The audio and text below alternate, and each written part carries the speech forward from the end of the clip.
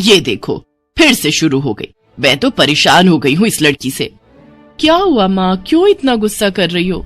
गुस्सा न करूं तो क्या करूं? हाँ, कब से आवाज लगा रही हूँ लेकिन इन मैडम को एक बार में सुनाई कहाँ देता है। ओहो माँ, आप ही देखो ना, मैंने कितना सुंदर डिजाइन बनाया, बस इसी में ध्यान लगा था मेरा, शायद इसीलिए आपकी आवाज सुनाई नहीं दी होगी। अच्छा बताओ क्या काम है, मैं ये बाद में पूरा कर लूंगी। कुछ काम नहीं, खाने की थाली कब से लगा कर रखी है, अब महारानी को फुर्सत मिल गई हो तो चलकर खा लो। अच्छा खाना खाना है, अब आप शुरू करो, मैं बस 2 मिनट में आऊं। हाँ हाँ पता है तेरे 2 मिनट। इतना कहकर हिना की माँ सुमित्रा गुस्से में वहां से चली गई और फिर खाने की मेज पर। अरे क्या हो गया, इतने गुस्से में क्यों हो भाग्यवान? अब आप ही समझा लीजिए अपनी लाडली को, मेरी तो एक नहीं सुनती। हाँ तो क्या हो गया, तुम पे ही तो गई है। आपको मजाक सूझ रहा है? यहाँ मेरा दिमाग खराब हो रहा है, सारा दिन बस मेहंदी के डिजाइन बनाती रहती है और कोई काम ही नहीं है इसे। इसका मतलब वो सच में तुम पर ही गई है। तुम्हें भी तो मेहंदी लगाने का बड़ा शौक था ना इस उम्र में? हाँ, पर मैं घर का सारा कामकाज निपटाने के बाद ये सब करती थी। अरे ये तो खाना पीना भी छोड़कर बैठी है। सुमित्रा अपने पति सुरेश से हिना की शिकायतें कर ही रही थी कि तभी हिना वहां आ गई। क्या बनाया माँ? खुशबू तो बड़ी अच्छी आ रही है। मिल गई तुझे फुर्सत? हाँ माँ, देखो ना मेरा आज का डिजाइन, पापा देखिए ना कैसा है। सच में डिजाइन तो वाकई बढ़िया बनाया है लाडो। ये लाडो बोल बोल कर आपने ही इसका दिमाग खराब करके रखा है। मेरी जान को कितना काम है पता है, ती जा रही है, मगर ये लड़की मेरी बिल्कुल मदद नहीं करती। ओहो, आज सिर्फ खरी खोटी ही सुनाओगी या कुछ खाना भी मिलेगा भाग्यवान? सुरेश की बात सुनकर सुमित्रा की हंसी निकल गई और उसे हंसता देख सभी लोग हंसने लगे। हिना अपने माता पिता की अकेली संतान थी। हिना को बचपन से ही मेहंदी के नए नए डिजाइन बनाने का बड़ा शौक था। वो कागज पर रोज कुछ न कुछ नया बनाने की कोशिश करती और फिर उसे अपने या अपनी माँ के हाथों पर लगाती। हिना के कॉलेज की पढ़ाई भी अब पूरी हो गई थी, तो अब उसके लिए रिश्ते आने भी शुरू हो गए थे। अरे सुमित्रा कहाँ हो, जल्दी आओ। क्या हुआ जी? जरा इस फोटो को तो देखो, कैसा है लड़का? दिखने में तो बहुत ही बढ़िया है। हाँ, वो कानपुर वाले फूफा जी है ना, उन्होंने बताया इस लड़के के बारे में। अपनी हिना के लिए कैसा रहेगा? लड़का काम क्या करता है और परिवार में कौन कौन है? फूफा जी बता रहे थे कि कानपुर में इनका अपना कारखाना है, वहाँ ये अपना दोने पत्तल और डिस्पोजल वगैरह बनाते हैं। ये अच्छा पैसा कमा लेता है, फूफा जी की रिश्तेदारी में है। हाँ, पर उससे पहले ये फोटो एक बार हिना को तो दिखा दो, उसे लड़का पसंद आ जाए तभी बात आगे बढ़ानी चाहिए ना। अरे हाँ, ये भी सही कह रही हो। लाडो, ओ लाडो, अरे कहाँ है बिटिया? सुरेश ने फौरन जाकर कमल की फोटो हिना को दिखाई तो हिना को भी कमल पसंद आ गया। उधर कमल को भी हिना पहली ही नजर में भाग गई और इस तरह से कुछ ही दिनों में कमल और हिना की शादी खूब धूमधाम से हो गई। शादी के बाद कमल और हिना अपनी गृहस्थी में बहुत खुश थे। फिर एक शाम। ये क्या लिख रही हो हिना? लिख नहीं रही हूँ, मेहंदी का डिजाइन बना रही हूँ। अच्छा, पर कागज पर क्यों? प्रैक्टिस तो रोज ही करनी होती है ना, तो इसीलिए कागज पर डिजाइन बनाती हूँ। अच्छा, अब जरा दिखाओ तो सही। अरे वाह, ये डिजाइन क्या सच में तुमने बनाया है? हाँ अच्छा है ना, अब मैंने और भी बनाकर रखे हैं, रुकिए मैं भी लेकर आती हूँ। हिना ने अपने बनाए सारे डिजाइन्स कमल को दिखाए जो कमल को बहुत पसंद आए और उसने हिना की खूब तारीफ की। सब कुछ अच्छा चल रहा था और ऐसे ही हंसी खुशी दिन बीत रहे थे। लेकिन फिर एक सुबह। हेलो, क्या हुआ राठी जी, इतनी सुबह सुबह फोन क्यों किया? सर आप जल्दी से आ जाइए, गजब हो गया, अपनी फैक्ट्री में आग लग गई है सर, सब कुछ जल गया सर, कुछ भी नहीं बचा सर, जल्दी आ जाइए आप। फोन पर अपने मैनेजर की बात सुनकर कमल के पैरों तले जमीन खिसक गई। फैक्ट्री पहुंचा तो देखा वाकई फैक्ट्री पूरी तरह से जल रही थी। तभी एक जलती हुई बड़ी सी लकड़ी कमल पर आ गिरी, जिसकी वजह से वो बुरी तरह झुलस गया। उसे फौरन अस्पताल पहुंचाया गया और यहाँ से सब कुछ बदल गया। फैक्ट्री के काम को बढ़ाने के लिए कमल ने हाल ही में कई सारी नई मशीनें लोन पर खरीदी थी। मशीनें तो नहीं बची, लेकिन लोन चुकाने के चक्कर में पहले कमल की गाड़ी बिकी और फिर घर। मजबूर होकर कमल और हिना अब किराए के मकान में रहने लगे थे। फिलहाल कमल की हालत ऐसी नहीं थी कि वो कोई और काम कर सके। ऐसे में हिना ने घर चलाने का जिम्मा उठाया और वो घर घर जाकर औरतों के हाथों पर मेहंदी लगाने लगी। हालांकि इस काम से उसे बहुत कम पैसे ही मिल पा रहे थे, लेकिन हिना फिर भी पूरी मेहनत कर रही थी। क्या से क्या हो गया ना हिना, मैं किसी काम का नहीं रहा, हम बर्बाद हो गए। मैंने कहा था तुम्हें रानी बनाकर रखूंगा, मगर मेरे रहते हुए भी तुम्हें कितना संघर्ष करना पड़ रहा है। ऐसा क्यों कह रहे हैं आप बिल्कुल चिंता मत कीजिए, देखना धीरे धीरे सब ठीक हो जाएगा। हिना चाहती थी कि वो अपना एक पार्लर खोले, लेकिन फिलहाल ये मुमकिन नहीं था। मेहंदी लगाने का काम भी सीजन पर ही मिल पाता था, तो अब दिक्कत खाने पीने की भी होने लगी। ऐसे में हिना ने एक सेठ के घर मेड का काम करना शुरू कर दिया। और फिर एक दिन, सुन, तुझे कोई मेहंदी वाली पता है क्या? क्यों मैडम? अरे वो तीज आ रही है ना, तो मेहंदी लगवानी थी। हाँ, बाहर इतनी गर्मी, अब ऐसे में कौन बाहर जाए, तो घर पर ही आकर कोई लगा दे तो बढ़िया रहेगा। अब हाँ मैडम, मैं बहुत अच्छी मेहंदी लगाती हूँ, आप मुझसे लगवा लो। ना ना ना, अगर खराब कर दी तो? तीज की पार्टी है मेरे यहाँ, मेहंदी तो बढ़िया ही लगवानी है मुझे। मैडम आप बिल्कुल चिंता मत कीजिए, और रुकिए, मैं अभी आपको कागज पर मेहंदी का डिजाइन बनाकर दिखाती हूँ, फिर आगे आप ही तय करना। इतना कहकर हिना ने फौरन एक कागज लिया और कुछ ही देर में उस पर एक बहुत ही सुंदर मेहंदी का डिजाइन बना दिया। और फिर, अरे वाह, ये तो सच में बहुत सुंदर है, बिल्कुल नया और बहुत ही खूबसूरत डिजाइन है। अब तू ये डिजाइन मेरे हाथ पर भी सेम टू सेम लगा देगी ना? हाँ मैडम, आप मुझ पर विश्वास कीजिए, मैं बचपन से ये करती आई हूँ। उस दिन हिना ने पूरे मन से अपनी मालकिन के दोनों हाथों पर मेहंदी लगाई। हिना ने जो डिजाइन बनाया था वो एकदम नया था और सुंदर भी। फिर अगले दिन, नमस्ते साहब, वो आपको कुछ? हाँ, मैं तुम्हारा ही इंतजार कर रहा था। ये कल शिवानी के हाथों पर तुम ही ने मेहंदी लगाई थी ना? जी साहब, मैंने ही लगाई थी। अब कोई गलती हो गई क्या मुझसे? नहीं, ऐसी कोई बात नहीं है, बस ये जानना था तुमसे कि मेहंदी का वो डिजाइन कहाँ से देखकर लगाया तुमने? कहीं से नहीं साहब, वो तो मैंने खुद से सोचा था, मैं कभी कहीं से देखकर डिजाइन नहीं बनाती।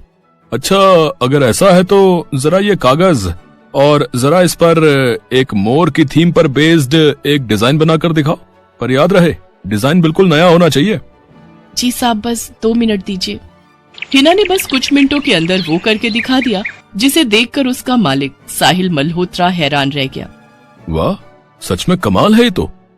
अब तुमने डिजाइनिंग सीखी है क्या कहीं से?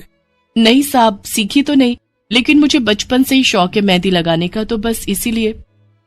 समझ गया। देखो हिना, तुम्हारा हुनर लाजवाब है और तुम्हें अपने इस हुनर को ऐसे बेकार नहीं जाने देना चाहिए। जी मतलब? तुम्हें पता है ना, मेरी फैक्ट्री में लेडीज कपड़ों के लिए कपड़ा बनता है, लेकिन काफी समय से मैं परेशान हूँ, क्योंकि सूट साड़ियों वगैरह के लिए मेरे पास नए डिजाइन्स की कमी पड़ गई है। लेकिन अब लगता है ये कमी नहीं रहेगी। बोलो, बतौर डिजाइनर मेरे लिए काम करोगी तुम? जी साहब, बिल्कुल करूंगी। ये हिना के लिए सपने के सच होने जैसा था। अब वो काम वाली बाई से एक डिजाइनर बन गई।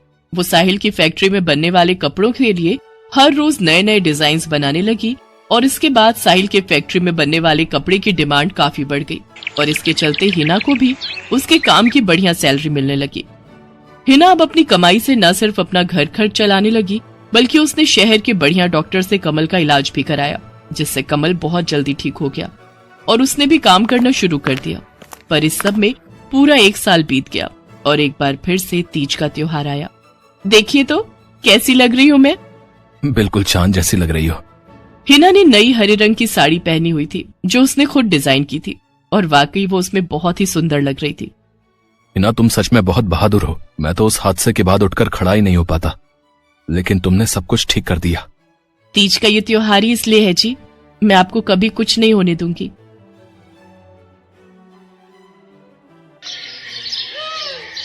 मीरा, ओ मीरा, चल तो जल्दी से आटा गूंथ दे, मैं फटाफट रोटियां सेक दूंगी। नहीं माँ, मैं नहीं गूंथ पाऊंगी, मैंने मेहंदी लगा ली है हाथ पर। क्या? सुबह सुबह तू फिर मेहंदी लगाकर बैठ गई? बड़ी मक्कार है सच में, काम में मदद ना करनी पड़े इसलिए जब देखो मेहंदी लगाकर बैठ जाती है। चल जल्दी से हाथ धोकर आ मेरे पास, मुझे काम पर जाने के लिए देर हो रही है। माँ बस आज कर लो ना, देखो ना मैंने कितनी मेहनत से कितना सुंदर डिजाइन बनाया है। लेकिन जैसे ही उसकी नजर मीरा के हाथों पर पड़ती है, उसका गुस्सा पल भर में गायब हो जाता है। वो मीरा से कहती है, अरे वाह मीरा, तूने तो बड़ी सुंदर मेहंदी लगाई है। हाँ माँ, वो शांति दीदी ने मुझे एक किताब दी थी कल, उसमें बड़े ही सुंदर सुंदर डिजाइन बने हैं, बस उसी में से देखकर लगाई है मैंने। सुंदर है ना? हाँ बहुत सुंदर है। अरे लेकिन मुझे तो ओफो, फिर लगा लिया ना तूने बातों में। पहले से ही देर हो रही है, ऊपर से तू भी मेहंदी लगाकर महारानी जैसे बैठ गई है। माँ, तुम इतना परेशान क्यों होती हो? 1-2 घंटे में जब मेरी मेहंदी सूख जाएगी तो मैं घर के सारे काम कर दूंगी। मीरा की बात मानकर कावेरी काम पर चली जाती है। वो एक बड़ी सोसाइटी के घरों में काम करती थी और इसी काम से कावेरी और मीरा का गुजारा चलता था। कावेरी के पति की कई साल पहले एक सड़क हादसे में मौत हो गई थी। तब से कावेरी पर ही सारी जिम्मेदारी थी। मीरा भी घर के कामों में उसका पूरा हाथ बटाती थी। मीरा को मेहंदी लगाना बहुत पसंद था। उसने अपने घर के पीछे मेहंदी के कई सारे पौधे लगा रखे थे, जिनका वो बहुत ख्याल रखती थी। वो अपने हाथों से मेहंदी के पत्तों को पीसकर अपने हाथों में लगाने के लिए तैयार करती थी। फिर एक दिन, मीरा, हमें इस जगह पर थोड़ी मोड़ी खेती कर लेनी चाहिए। ये मेहंदी के पौधों से कुछ कमाई थोड़ी ही हो रही है, खेती कर लेंगे तो कुछ पैसे ही बन जाएंगे। नहीं माँ, मेरे मेहंदी के पौधों को हाथ भी मत लगाना। बाजार से मेहंदी खरीदने के तो पैसे हैं नहीं हमारे पास, अब इन्हें तो रहने दो। ये कहते हुए मीरा की आंखों में आंसू थे। कावेरी उसके सिर पर हाथ रखते हुए कहती है, मीरा, मैं जानती हूँ तुझे मेहंदी लगाना बहुत अच्छा लगता है, लेकिन बेटा अपनी हालत तो तुझे पता ही है ना, मैं कितनी मुश्किल से। माँ, सब समझती हूँ मैं, जाओ कर लो जो करना है। इतना कहकर मीरा रोते हुए वहाँ से चली जाती है। कावेरी को उसके लिए बुरा लग रहा था। वो मीरा की मेहंदी के पौधों को कुछ नहीं करती। ऐसे ही कई दिन गुजर जाते हैं। ज्यादा काम करने की वजह से कावेरी की तबीयत खराब रहने लगी। वो बहुत जल्दी जल्दी बीमार पड़ने लगी। तो मीरा ने उससे कहा, माँ, तुम रहने दो, तुम्हें बुखार है, रात भर सोई नहीं हो, मैं चली जाती हूँ काम पर। नहीं मीरा, तू कैसे? ना, नहीं, मैं ठीक हूँ, मैं जाती हूँ। कावेरी जैसे ही उठकर चलने की कोशिश करती है, अचानक उसे चक्कर आ जाता है। मीरा उसे सहारा देकर बिस्तर पर लिटा देती है और उससे कहती है, बस माँ, अब तुम आराम करोगी और काम पर अब से मैं जाऊंगी। कावेरी घर पर रहकर आराम तो कर रही थी, लेकिन वास्तव में उसे अच्छे इलाज की भी जरूरत थी, जिसके लिए पैसे थे नहीं। दूसरी तरफ अब हर रोज मीरा काम पर जाती और लौटकर घर के भी सारे काम उसे ही करने पड़ते थे। इस सब में उसे मेहंदी लगाने का बिल्कुल भी वक्त नहीं मिल पाता था। मीरा, कितने दिन हो गए तूने मेहंदी नहीं लगाई? हाँ माँ, बस मन नहीं कर रहा। अच्छा, मेहंदी लगाने का तेरा मन नहीं? मैं सब जानती हूँ। मैंने बिस्तर पकड़ लिया है और मेरी फूल सी बच्ची पर सारे काम पड़ गए हैं। अब बस बहुत हो गया आराम। मीरा, जा, तू जाकर मेहंदी लगा ले, आज मैं जाऊंगी काम पर। नहीं माँ, तुम कहीं नहीं जाओगी, मैं कर लूंगी सब। और मैं सच बोल रही हूँ, मैं बड़ी हो गई हूँ, मेहंदी वेहंदी का मुझे शौक नहीं। इतना कहकर मीरा काम पर जाने के लिए घर से निकल जाती है। कावेरी की आंखों में आंसू आ जाते हैं। मीरा सोसाइटी के कई घरों में काम करती थी। उन्हीं में से एक घर आरती का भी था। उसके घर पर तीज का त्योहार बड़े धूमधाम से मनाया जाता था। तीज की तैयारियों में मीरा भी मदद कर रही थी। इसी बीच, अरे ऐसे कैसे? मैंने सारे रिश्तेदारों को बुला लिया है, मेरी सारी फ्रेंड्स भी आने वाली हैं। मैं क्या कहूँगी उन्हें? फोन पर काफी देर बहस करने के बाद आरती फोन रख देती है। उन्हें उदास देखकर मीरा उससे पूछती है, क्या हुआ मैडम जी, आप कुछ परेशान लग रहे हो? हाँ मीरा, बड़ी मुसीबत हो गई। कल तीज का फंक्शन है, मैंने सबको मेहंदी लगवाने के लिए यहीं बुला लिया है और आखिरी मौके पर ये पार्लर वाली धोखा दे गई। कह रही है कल नहीं आ पाएगी। अब क्या होगा? इतनी जल्दी कौन तैयार होगा सबको मेहंदी लगाने के लिए? मैडम जी, वैसे मैं भी ठीक ठाक मेहंदी लगा लेती हूँ। अरे हाँ, कावेरी ने मुझे बताया तो था एक बार कि तुझे मेहंदी लगाने का बहुत शौक है। वैसे मुझे तो कोई परेशानी नहीं है, तू देख ले बेटा, बहुत सारे हाथ लगाने होंगे और मेहंदी बढ़िया लगनी चाहिए सबके। आप बिल्कुल चिंता मत करिए मैडम जी, मैं सब अच्छे से करूँगी। बहुत दिनों बाद मीरा के चेहरे पर खुशी थी। उसने घर पहुंचते ही मेहंदी के खूब सारे पत्ते तोड़कर पत्थर पर पीसना शुरू कर दिया। ये देखकर कावेरी ने मीरा से कहा, अरे मीरा, शाम हो गई है, अब मेहंदी मत लगा, मौसम भी ठंडा है बेटा। ये मेहंदी मैं अपने लिए नहीं पीस रही माँ, वो 5वें फ्लोर वाली मैडम जी है ना, कल उनके यहाँ लगानी है। अच्छा बेटा, पर ध्यान से बेटा, वो बड़े लोग हैं, कोई गलती ना हो जाए। माँ, तुम बिल्कुल चिंता मत करो, मेहंदी लगाने में मुझसे कभी कोई गलती हो ही नहीं सकती। मीरा खूब सारी मेहंदी तैयार करके अगले दिन आरती के घर पहुंच जाती है। वो अपनी मेहंदी को कोन में भरने लगती है कि तभी आरती की एक फ्रेंड आरती से, आरती, ये किसे बुला लिया तुमने? मैंने जिस पार्लर का नंबर दिया था तुम्हें, उससे बात नहीं हुई क्या? हुई तो थी, लेकिन उसने आखिरी वक्त पर मना कर दिया। तुम बिल्कुल चिंता मत करो, ये मीरा है, मेरी हाउसमेड है ना कावेरी, ये उसी की बेटी है, बहुत अच्छी मेहंदी लगाती है ये। ओफो आरती, तुम भी ना, पार्लर की बात अलग होती है, उन लोगों का मटेरियल ब्रांडेड होता है, मेहंदी के रचने की गारंटी मिलती है वहाँ से। और इसकी मेहंदी तो मुझे कुछ समझ नहीं आ रही, इस पर तो कोई लेबल तक नहीं है, अगर कुछ गलत रिएक्शन हो गया हाथों पर तो। आप बिल्कुल चिंता मत कीजिए मैडम जी, ये मेहंदी मैंने खुद पीस कर तैयार की है। मेरे पास बहुत सारे मेहंदी के पौधे हैं, इसमें कुछ भी ऐसा नहीं है जो आपके हाथों को नुकसान दे। ना भाई ना, सॉरी आरती, बट मैं अपने हाथों को लेकर कोई रिस्क नहीं ले सकती। तुम सब लगवाओ, मैं तो पार्लर जाकर ही लगवाऊंगी। इतना कहकर आरती की दोस्त शालिनी वहाँ से चली जाती है। आरती मीरा को इशारा देकर काम शुरू करने को कहती है। अरे वाह, मानना पड़ेगा, इस बच्ची ने कमाल की मेहंदी लगाई है। मुझे तो नहीं लगता कि इस मेहंदी का वैसा रंग आएगा जैसा पार्लर वाली मेहंदी का आता है। अब बस भी करो शालिनी, मेहंदी कैसी रचेगी ये कल तक पता चल ही जाएगा ना। बच्ची है वो, उसे इस तरह डराओ तो मत। अरे मुझे क्या, मेरे हाथ कौन सा खराब होने वाले हैं, तुम ही लोग लगवाओ और तुम ही भुगतना। शालिनी गुस्से में वहाँ से चली जाती है। उसे पूरा यकीन था कि मीरा की मेहंदी रचेगी नहीं, साथ ही हाथों पर उसका गलत रिएक्शन भी हो सकता है, लेकिन जो हुआ वो इससे बिल्कुल अलग था। अगले दिन मीरा के घर पर। अरे मैडम जी, आप यहाँ? आपने तो आज काम पर आने के लिए मना किया था ना, मैं इसीलिए नहीं आई। हाँ, कल तुम कितना थक गई थी, इसीलिए मैंने आने को मना किया। मैं यहाँ तुम्हें काम पर बुलाने नहीं बल्कि किसी और काम से आई हूँ। अंदर नहीं बुलाओगी? अरे माफ कीजिएगा मैडम जी, आइए अंदर आइए। आरती को देखकर कावेरी भी बिस्तर से उठकर खड़ी हो जाती है। आरती के साथ उसकी दोस्त शालिनी भी थी। मीरा उन दोनों को पानी देते हुए कहती है, ये लीजिए मैडम जी, मेहंदी तो ठीक से रची ना मैडम जी? ये तुम्हें मैं नहीं, शालिनी बताएगी। फिर शालिनी अपने हाथ मीरा की तरफ बढ़ा देती है। उसके हाथों पर कई जगह छाले पड़े हुए थे। ये देखकर मीरा उससे कहती है, अरे ये क्या हुआ मैडम जी? मैंने तुमसे मेहंदी नहीं लगवाई, उल्टा तुम्हारा अपमान करती रही, उसी की सजा मिली है मुझे। मैंने सबसे महंगे वाले पार्लर में जाकर मेहंदी लगवाई। मैंने उनसे जोर देकर कहा कि मेहंदी का रंग बहुत बढ़िया आना चाहिए। इस चक्कर में उन्होंने पता नहीं क्या क्या मिला दिया मेहंदी में, और मेरे हाथों का ये हाल हो गया। और दूसरी तरफ तुम्हारी मेहंदी, जिसने भी लगवाई उसके हाथों की रंगत ही अलग है। देखो आरती के हाथ देखो जरा। आरती ने अपने हाथ आगे बढ़ा दिए, जिन पर मीरा के हाथों से लगी मेहंदी का बहुत ही अच्छा रंग चढ़ा था। फिर आरती कावेरी के पास जाकर उससे बोली, बस कावेरी, ये झाड़ू पोछा और बर्तन बहुत करवा लिए तुमने मीरा से, ये अब वो करेगी जो इसे करना चाहिए। जी क्या मतलब मैडम जी? ये अब मेहंदी लगाएगी सबके हाथों पर। हमारी एक दोस्त का अपना ब्यूटी पार्लर है, उसे मीरा का काम और उसकी मेहंदी की क्वालिटी बहुत अच्छी लगी। वो मीरा को अपने यहाँ काम देना चाहती है, अच्छे पैसे भी देगी वो मीरा को, और तो और वहाँ रहकर मीरा पार्लर के दूसरे काम भी सीख पाएगी।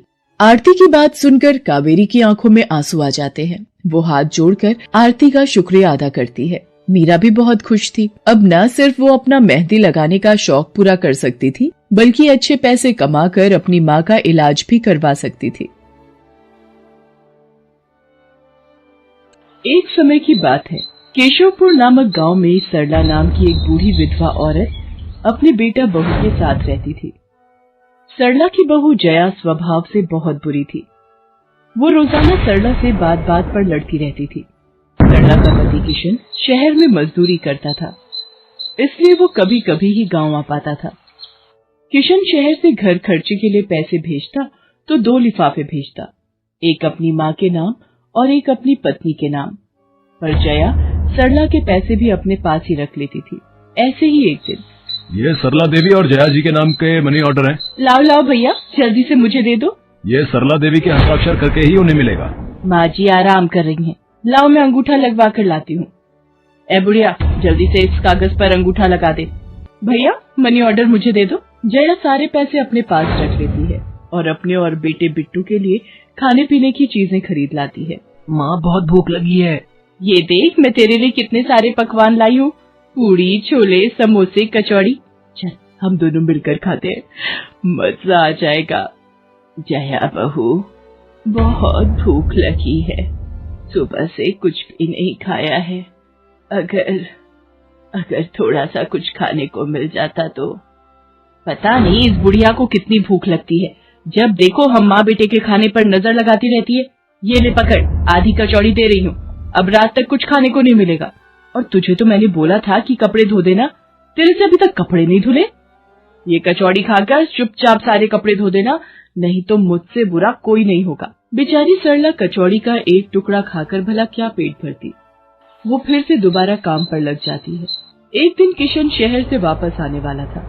जया को पता था कि जब किशन सरला से पूछेगा कि वो उसे पैसे बराबर भेजता है तो उसे मिलते हैं या नहीं। ये बात सोचकर जया थोड़ा घबरा जाती है और वो सरला से कहती है, ओ बुढ़िया, अगर तूने अपने बेटे से कहा कि तुझे उसके भेजे हुए पैसे नहीं मिलते तो मुझसे बुरा कोई नहीं होगा। वो तो एक दिन रहकर चले जाएंगे, उसके बाद जो मैं तेरा हाल करूंगी ना, फिर तू देखती रह जाएगी। इसलिए अपने बेटे के सामने दुखड़े रोने की कोशिश मत करना। नहीं बहू, मैं किशन को कुछ नहीं कहूंगी। माँ, मैंने तुम्हें पैसे भेजे थे, वो तुम्हें मिल गए थे ना? अरे आप बिना कैसी बातें करते हो? माँ जी को मैं बराबर से पैसे देती रहती हूँ। माँ जी, ये लो गरम गरम पनीर के पकौड़े, आप भी खाओ। किशन 2 दिन रहकर शहर वापस चला जाता है। जया फिर से अपने रूप में आ जाती है। दिन भर सरला काम करके एक दिन चक्की से आटा पिसवा कर लौट रही थी कि अचानक उसे चक्कर आ जाते हैं। रिक्शा में जाती एक लड़की देख लेती है। भैया, इन्हें उठाने में मेरी मदद करो, बेचारी पता नहीं कौन है। सुमन, ये तेरे साथ कौन है? ये रास्ते में बेहोश हो गई थी, मैं इन्हें घर ले आई, लगता है इन्हें होश आ गया है। अब कैसा लग रहा है आपको? मैं ठीक हूँ बेटी, तुम्हारा बहुत बहुत शुक्रिया बेटी। माँ जी, आप इतनी भारी आटे की बोरी अकेले ही उठा कर ले जा रही थी, आपके बच्चे या कोई? सरला की आंखों में आंसू आ जाते हैं, वो रो पड़ती है।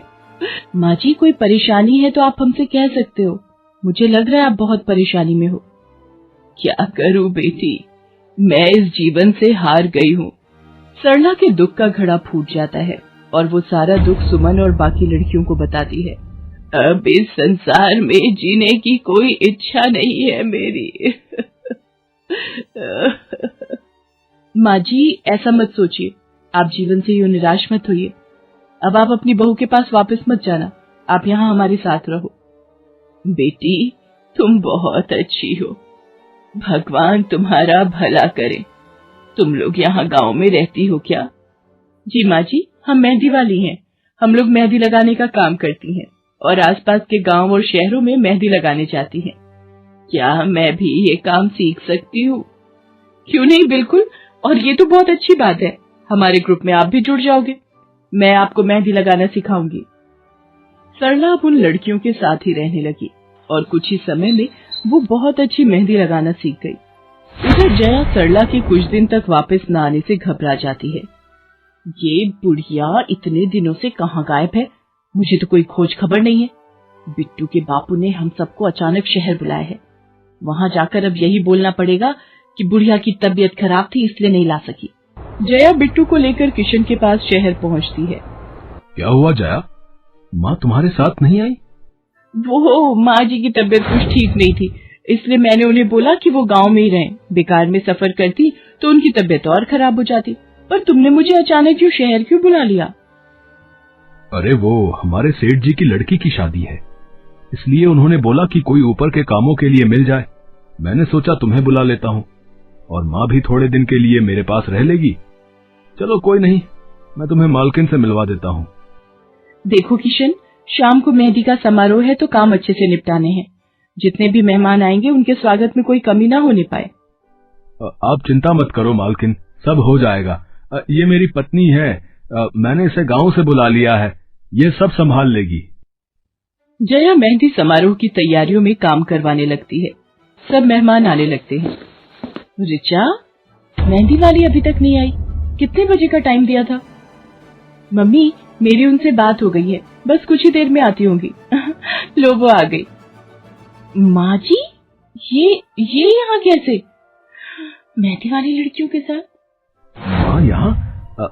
जया, तुम तो कह रही थी कि माँ बीमार है और गांव में है, पर माँ मेहंदी वाली लड़कियों के साथ क्या कर रही है? मुझे कुछ समझ नहीं आ रहा। मैं माँ के पास जा रहा हूँ। माँ, तुम यहाँ इन सबके साथ? किशन बेटा, आप मेरे साथ इधर आइए, मैं आपको सब बताती हूँ। ये लड़की इनको सब कुछ बता देगी। शायद आप नहीं जानते हैं, आपकी पत्नी ने आपकी माँ पर बहुत जुल्म किए हैं, इसीलिए ये बेचारी अपना घर छोड़कर हमारे साथ रहने को मजबूर थी। सुमन किशन को सारी सच्चाई बताती है। सरला की आंखों में आंसू आ जाते। किशन सबके साथ जब घर आ जाता है। जया, तुम्हें शर्म आनी चाहिए, तुमने मेरी माँ के साथ इतना बुरा व्यवहार किया। तुम्हारी वजह से मेरी माँ दर दर भटक रही है। अब तुम मेरे साथ एक पल भी नहीं रहोगी। बिट्टू को मैं पाल लूंगा। अभी के अभी अपने मायके निकल जाओ। ऐसा मत कहो, मैं आप लोगों के बिना कैसे रहूंगी। मुझे माफ कर दो, मुझे माफ कर दो, मेरे से गलती हो गई। माँ जी, मुझे माफ कर दो। किशन बेटा, मैं किसी से भी नाराज नहीं हूँ। जया बहू को माफ कर दे। गलती इंसान से ही होती है बेटा। मैंने जया बहू को माफ कर दिया। किशन जी, आप चिंता मत कीजिए, आपकी माँ जी अब हमारे साथ ही काम करेंगी। उस दिन के बाद जया ने अपना व्यवहार बदल लिया। सरला ने मेहंदी लगाना नहीं छोड़ा। वो अपनी मेहंदी लगाने के काम को करती रही। जया को अपनी गलती का एहसास हो गया था। अब वो भी सरला की बहुत देखभाल करती थी। संध्या की बुआ जो कि दिल्ली में रहती थी, वो उसके लिए एक अच्छे घर का रिश्ता लेकर आई थी। देखो भैया, मेरी इतनी जान पहचान तो नहीं है लड़के वालों से, पर इतना जानती हूँ, अड़ोस पड़ोस में कहीं पूछोगे तो लोग अच्छा घर ही बताएंगे। ठीक है सुमन, अगर तुम कहती हो तो लड़के वालों को एक बार बुला लेते हैं। अब संध्या भी लड़के को देख लेगी। संध्या की बुआ लड़के वालों से अपने तरीके से बात कर लेती है और कुछ दिनों बाद संध्या की शादी विपुल नाम के लड़के से हो जाती है। पता नहीं इस काम वाली को छुट्टी लेकर गाँव अभी जाना था। उसे पता था शादी वाला घर है, नई नवेली दुल्हन आएगी तो घर में 100 काम होंगे, फिर भी बिना बताए गाँव निकल गई। अब मैं दूसरी काम वाली इतनी जल्दी कहाँ से ढूंढूंगी। राजेश्वरी, एक प्याली चाय दे दो तो बड़ी मेहरबानी होगी। सुबह से एक प्याली चाय भी नहीं मिली है। तुम्हें तो जब देखो चाय पीने की पड़ी रहती है। पता भी है एक बर्तन नहीं है धुला हुआ जिसमें तुम्हारी चाय बना दूं। ढेरों बर्तन रसोई में पड़े हैं झूठे। माँ, मैं कॉलेज जा रही हूँ, तुम मुझे ये मत कहना कि मैं छुट्टी कर लूँ और तुम्हारे साथ घर का काम करवाऊँ। मेरा आज बहुत बड़ा प्रोजेक्ट सबमिट होना है, इसलिए मैं तो कोई काम नहीं कर सकती। ये लो, अब इसे भी अभी कॉलेज जाना था। अब मैं क्या करूं, कुछ समझ नहीं आ रहा। संध्या की सास राजेश्वरी अभी काम वाली को लेकर परेशान हो ही रही थी। तभी संध्या राजेश्वरी की सारी बातें सुन लेती है और रसोई में जाकर बर्तन धोने लगती है। अरे संध्या बहू, तुम ये रसोई में क्या कर रही हो? हटो हटो हटो, ये झूठे बर्तन तुमसे थोड़ी करवाऊंगी। अभी तुम्हारे हाथों की मेहंदी भी नहीं उतरी। माँ जी, आप परेशान मत हो, मैं थोड़ी देर में ही सारा काम निपटा दूंगी। आप अकेले इतना काम नहीं कर पाओ। ठीक है, अगर तुम कहती हो तो मैं कोई और काम कर लेती हूँ। माँ, पड़ोस में किसी से पता करो, शायद कोई और काम वाली मिल जाए। मैंने पूछा था, पर अभी किसी भी काम वाली के पास समय नहीं है। पुलकित काम पर चला जाता है। संध्या सारे घर का काम करती है। अब तो रोजाना ही ऐसा होने लगा। काम वाली तो थी नहीं। संध्या की ननद पूजा सुबह होते ही कॉलेज निकल जाती और सास पैरों में दर्द के बहाने बिस्तर पर आराम करती। संध्या तो मानो घर के कामों में ही उलझ गई। एक शाम, माँ, तुम बिल्कुल सही बहू ढूंढ कर लाई हो। बेचारी गरीब घर की है, इसलिए चुपचाप संस्कारी बहू की तरह घर के काम कर लेती है। अगर कोई पैसे वाले घर की लड़की बहू बनाकर ले आती तो वो पूरे घर को अपने इशारों पर नचाती और तुम और मैं बस बर्तन घिसते रह जाते। तभी तो मैंने इसकी बुआ को शादी के लिए हाँ कह दिया था। मुझे पता है ये गरीब घर की लड़कियां बड़ी सीधी सादी बहुएं साबित होती हैं। अब काम वाली गांव भाग गई। सोच ये ना होती तो कौन काम करता।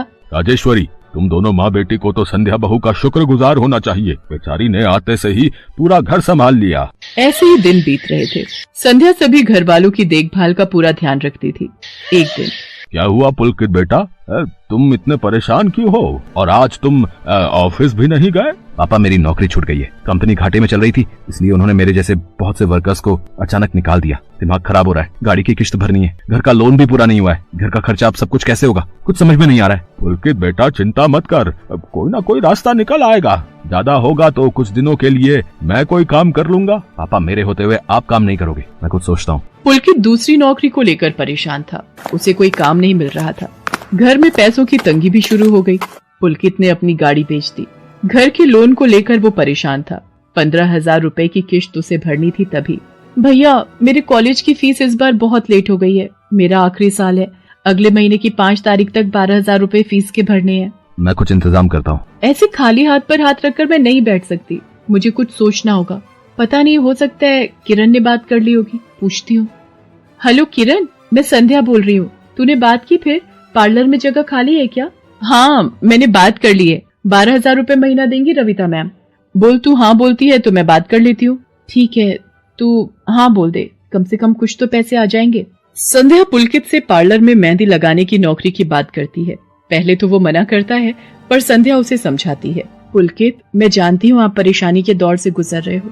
मैंने आपसे शादी के बाद हर सुख दुख में साथ निभाने का वादा किया था और आप परेशान मत हो, मैं घर और बाहर दोनों का काम एक साथ संभाल लूंगी। ठीक है संध्या, तुम कल से पार्लर में नौकरी के लिए जा सकती हो। अगले दिन से संध्या सारे घर के काम के साथ साथ पार्लर भी जाती और वहां पर पूरा दिन मेहंदी लगाने का काम करती और शाम के वक्त घर आती।